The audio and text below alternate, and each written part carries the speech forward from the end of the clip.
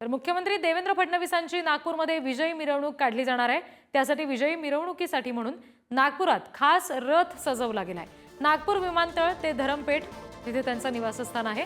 या दरम्यान ही रॅली काढली जाईल आणि या रथासंदर्भात आणखी तपशील देत आहेत आमचे प्रतिनिधी जितेंद्र शिंगाडे।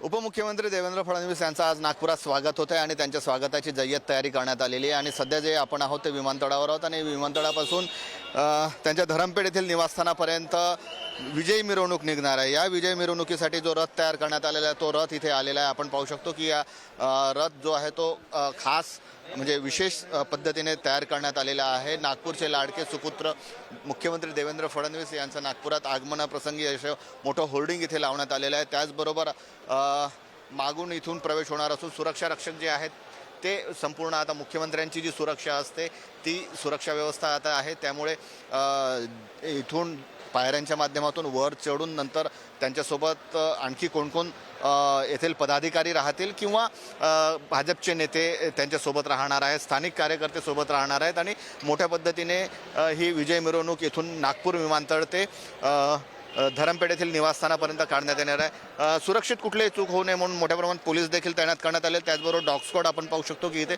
डॉग स्क्वॉड देखील आलेला आहे आणि ते आता चौकशी आणि म्हणजे सुरुवातीचा जे SOP असते त्याचं पालन करत आहेत। तर एकूणच पाहता आज मुख्यमंत्री देवेंद्र फडणवीस यांच्या स्वागतासाठी सज्ज झालेला आहे। कॅमेरामॅन मंगेश अस्ताकसह जितेंद्र शिंगाडे, पुढारी न्यूज, नागपूर।